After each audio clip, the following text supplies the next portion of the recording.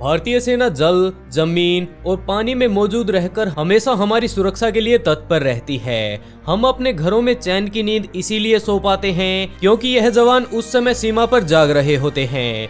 वहीं दोस्तों, हमारे देश के कुछ वीर जवान ऐसे भी हैं जो कि जल, जमीन या आकाश से नहीं जबकि बर्फीले इलाकों में रहकर हमारी रक्षा करते हैं, जहां पर इन्हें अपने दुश्मन से ही नहीं जबकि प्रकृति से भी लड़कर रहना पड़ता है, जहां महीनों महीनों तक ये उस इलाके में रहते हैं जहां का तापमान करीबन -50 डिग्री के आसपास रहता है। दोस्तों, इन जवानों की जिंदगी कितनी ज्यादा चुनौती भरी है, इस बारे में आज हम इस वीडियो में जान पाएंगे, इसीलिए इस वीडियो को आखिर तक जरूर देखिएगा।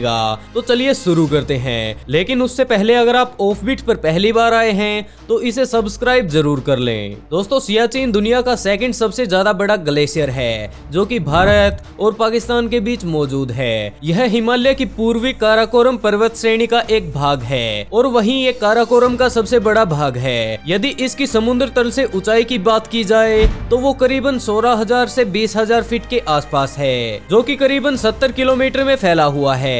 यहाँ का तापमान मुख्य रूप से -50 डिग्री सेल्सियस के आसपास ही रहता है। हम लोग तो यहाँ पर रहने वाली कड़ाके की ठंड के बारे में सोच भी नहीं सकते। वैसे तो हम लोग यहाँ पर पड़ने वाली कड़ाके की ठंड के बारे में सोच भी नहीं सकते।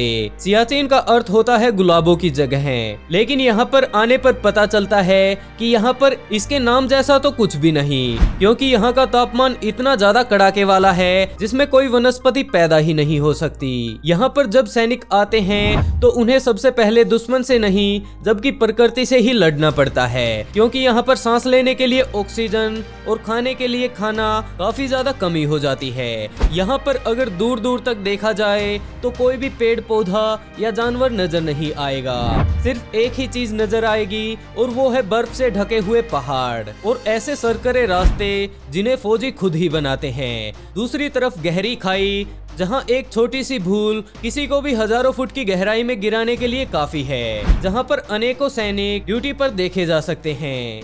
ये वही जगह है जहां पर ज्यादातर सैनिक लड़ाई से ज्यादा ठंड के चलते शहीद हो जाते हैं। आप लोगों को लग रहा होगा कि वह इतनी ही ज्यादा ठंडी जगह है तो वहां पर कोई क्यों जाता है और वहां पर इतने सैनिकों को भेजा क्यों गया है। तो आपको बता दें कि सियाचिन भारत के लिए काफी ज्यादा महत्वपूर्ण जगह है, क्योंकि भारत सियाचिन के इसी क्षेत्र से दोनों पड़ोसी देशों चीन और पाकिस्तान की गतिविधियों पर नजर रखता है। अगर यहाँ पर चीन या पाकिस्तान आकर कब्जा कर ले तो यह भारत के लिए कोई अच्छी खबर नहीं होगी। पाकिस्तान की काफी समय पहले से ही सियाचिन पर कब्जे की नाकाम कोशिशें होती रही हैं, जहां 1984 के ऑपरेशन मेघदूत के बाद भारतीय सेना हर समय वहां पर मौजूद रहती है। यहाँ पर भारतीय सेना करीबन 150 जगह पर मौजूद है, जहां 10,000 सैनिक हमेशा मौजूद रहते हैं। इन पोस्टों पर पहुंचने के लिए सैनिकों को लगभग 20 से 22 दिन लग जाते हैं। दोस्तों, क्या आप लोग अंदाजा भी लगा सकते हैं कि सरकार सियाचिन पर कितना खर्च करती है? अगर नहीं तो हम आपको बताते हैं। यहाँ का हर रोज का खर्चा करीबन 5 से 8 करोड़ का रहता है। यदि यहाँ पर कोई काम करना है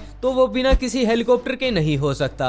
यहाँ पर जाने वाले सैनिकों को यहाँ पर भेजने से पहले यहाँ के तापमान के अनुसार ढालना पड़ता है। सियाचिन में रहने वाला हर सैनिक के साथ साथ एक पर्वतारोही भी होता है। यहाँ पर जाने से पहले ही उन्हें सिखा दिया जाता है कि उन्हें बर्फ में रहते हुए किस प्रकार प्रकृति के कहर से बचना है। यहाँ पर रहने वाले सैनिक सिर्फ अपनी जिंदगी को जीते नहीं जबकि उसे बचाते भी हैं, क्योंकि यहाँ पर अक्सर ऑक्सीजन काफी ज्यादा कम हो जाता है और सैनिकों को सोते सोते ये पता ही नहीं चलता कि उनकी सांसें कब थम गई। सियाचिन वो जगह है जहाँ पर आप कमरे में रहने के बाद भी ठंड के कारण कपकपा रहे होंगे। तो उन सैनिकों के बारे में सोचिए जो -50 डिग्री में भी बड़े ही आराम से बाहर ठंड में खड़े होकर अपनी ड्यूटी निभाते हैं। यहाँ पर आने वाला व्यक्ति वही होता है जिसके अंदर देश के लिए देशभक्ति का जज्बा कूट कूट कर भरा हो, और वह सिर्फ इंडियन आर्मी में ही हो सकता है। आइए अब आपको सियाचिन की जीत के बारे में बताते हैं। आजादी के 2 साल बाद ही साल 1949 में भारत और पाकिस्तान के बीच कराची समझौता हुआ, जिसमें तय हुआ था कि काराकोरम में मौजूद यह बर्फीली पहाड़ियों और ग्लेशियर में कोई भी अपना हक नहीं जमाएगा, लेकिन पाकिस्तान की करनी और कथनी में हमेशा ही फर्क रहा है, जिसके बाद 80 के दशक से ही उसने इसे अपने कब्जे में लेने की हर नाकाम कोशिश की और अपने पर्वतारोही सैनिकों को इस पर्वत पर चढ़ने की अनुमति दी। जहां भारत को अपनी सीमा में किसी अन्य देश की दखलंदाजी पसंद न आई, जिसके बाद भारतीय सेना ने सियाचिन में पोस्ट बनाने की सोची और अपने सैनिकों को ट्रेन करना शुरू कर दिया ताकि उन्हें भविष्य में किसी भी प्रकार की दिक्कत का सामना न करना पड़े। उस तरह के ठंडे इलाके में रहना कोई आम बात नहीं थी, जिसके लिए भारतीय सेना ने अपने जवानों को अंटार्कटिका भेज दिया ताकि वो अपने आप को सियाचिन जैसी जगह पर रहने के लिए तैयार कर सकें। आइए अब बात करते हैं ऑपरेशन मेघदूत के बारे में। बात 13 अप्रैल 1984 की है। भारतीय सरकार को पता चला कि पाकिस्तान 17 अप्रैल को इस पर हमला कर कब्जा करना चाहता है, जिसके चलते भारतीय सरकार ने इस हमले को नाकाम करने के लिए वहां पर 3 दिन पहले ही अपने सैनिकों को भेज दिया, जिसके चलते पाकिस्तान के इरादे नाकाम रहे और उसके बाद सियाचिन ग्लेशियर पर भारत और पाकिस्तान दोनों ही देशों की सेनाएं खड़ी रहती हैं। यहाँ पर रहने वाले जवानों की जिंदगी इतनी ज्यादा मुश्किलों भरी होती है जिसका हम लोग अंदाजा भी नहीं लगा सकते। पाकिस्तान का कहना है कि 1984 में भारत ने पाकिस्तान के उस हिस्से पर कब्जा कर लिया था जहां पर पाकिस्तान की सेना मौजूद थी और पाकिस्तान के अनुसार भारत ने 1949 में हुए कराची समझौते और 1972 में हुए शिमला समझौते की अवहेलना की है। भारत को यह बिल्कुल भी मंजूर नहीं था कि पाकिस्तान भारत की एक कदम भी भूमि पर कब्जा कर पाए, जिसके चलते आज भी भारतीय सेना सियाचिन ग्लेशियर में मौजूद है। और सलाम है ऐसे देशभक्तों को जो अपने देश की सुरक्षा के चलते न तो दुश्मन की गोली से डरते हैं और न ही वहाँ की जमा देने वाली ठंड से।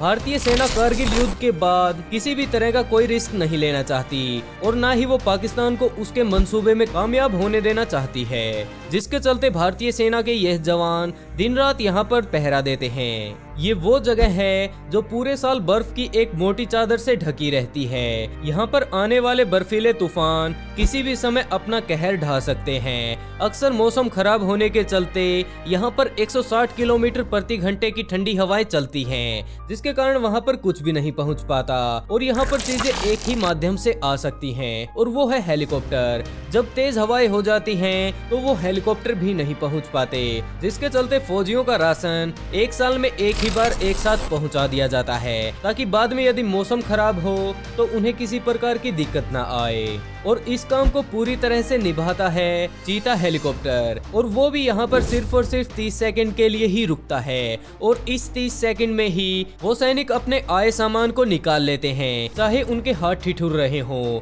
तब भी वो इतनी ही तेजी से काम करते हैं।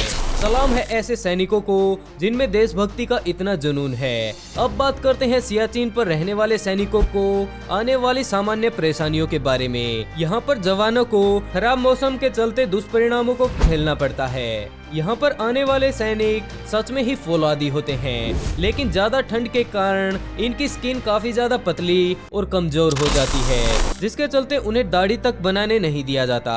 इसका कुछ फायदा भी उन्हें मिलता है क्योंकि वहाँ पर काफी ज्यादा ठंड रहती है, जिसके चलते यदि वो दाढ़ी रखते हैं तो उनकी स्किन दाढ़ी से थोड़ी गर्म रहती है और वहाँ पर चलने वाली ठंडी हवाएं उन्हें सीधा नहीं छू पाती। और दूसरा, शेविंग करते वक्त स्किन काफी ज्यादा पतली हो चुकी होती है, जिसके चलते ब्लेड के लगने का खतरा बना रहता है और ठंड के चलते अगर वो ब्लेड से घायल हो जाते हैं तो वो घाव इतना जल्दी नहीं भर पाता। ये लोग बहुत ही कम नहाते और मुंह धो पाते हैं, जिसके कारण उन्हें काफी दिनों तक बिना नहाए ही रहना पड़ता है। यहाँ पर रहने के लिए बनाए गए टेंट को विशेष प्रकार से गर्म रखा जाता है, जिसके चलते टेंट के अंदर ही आग जला ली जाती है और उसके ऊपर लोहे की एक अंगीठी रख दी जाती है, जिससे लोहा गर्म होकर पूरे टेंट को गर्म कर देता है। शायद आप लोगों को अंदाजा हो ही गया होगा कि इतने ठंडे ग्लेशियर में रहना कोई आम बात नहीं है, जो कि यह जवान अपने देशवासियों के लिए करते हैं। वाकई में सलाम है इन जवानों को जो अपनी जान की बिना परवाह किए अपने देश की परवाह करते हैं, जो लोग बेवजह एक दूसरे से लड़ते हैं, जो लोग अपनी मांगों को मनवाने के लिए अपने देश को नुकसान पहुंचाते हैं और छोटी छोटी बातों पर आत्महत्या करने वाले लोगों को इन जवानों से काफी कुछ सीखने को मिल सकता है।